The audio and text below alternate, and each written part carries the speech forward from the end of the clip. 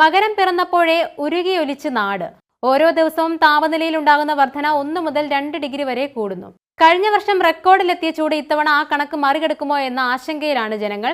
സാധാരണയേക്കാൾ 2.4 degree Celsius ചൂടാണ് കോട്ടയത്ത് ഏതാനും ദിവസങ്ങളായി അനുഭവപ്പെടുന്നത്.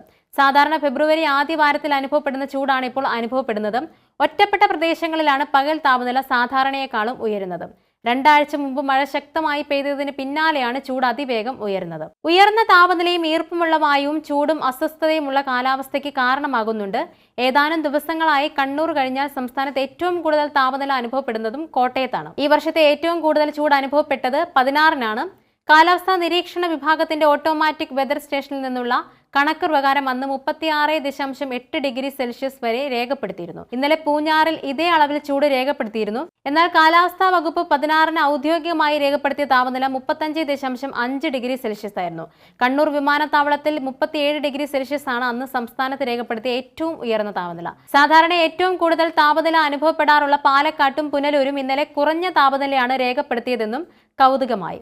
പാലക്കാട്ട് 31 ഡിഗ്രിയും പുനലൂരിൽ 34 ഡിഗ്രി സെൽഷ്യസുമായിരുന്നു ഇന്നലെ രേഖപ്പെടുത്തിയത്. കഴിഞ്ഞ വർഷം ഫെബ്രുവരി പകുതി മുതലാണ് ചൂട് കുതിച്ചുയർന്നത്. പിന്നീട് മാർച്ചിൽ ചൂട് 40 ഡിഗ്രിയിലേക്ക് വരെ എത്തിയിരുന്നു. ഓട്ടോമാറ്റിക് വെതർ സ്റ്റേഷനിൽ നിന്നുള്ള കണക്കുകൾ പ്രകാരമായിരുന്നു ചൂട് 40 ഡിഗ്രി കടന്നതായി കണക്കാക്കിയത്. എന്നാൽ പിന്നീട് മഴ ശക്തമായതോടെയാണ് ആശ്വാസമായത്. ഈ വർഷവും ചൂട് വർദ്ധിക്കുമെന്ന നിരീക്ഷണത്തിലാണ് കാലാവസ്ഥാ നിരീക്ഷകർ. കഴിഞ്ഞ വർഷം ജനുവരി ആദ്യം ഏതാനും ശക്തമായ മഴ പെയ്തതിന് പിന്നാലെയാണ് ചൂട് റെക്കോർഡ് കടന്നത്. ഇത്തവണയും സാങ്കേതികമായി ജനുവരിയിലെ മഴ കൂടുതലാണ്. പക്ഷേ എല്ലായിടത്തും മഴ പെയ്തിരുന്നില്ല. ഇന്നലെ വരെയും കണക്ക് പ്രകാരം ഈ വർഷം ഇതുവരെ 115% അധികം മഴ പെയ്തിട്ടുണ്ട്. വരും ദിവസങ്ങളിൽ ചക്രവാത ചുഴിയുടെ സ്വാധീനത്തെ തുടർന്ന് മഴ പെയ്യുമെന്നും നിരീക്ഷകർ പറയുന്നു.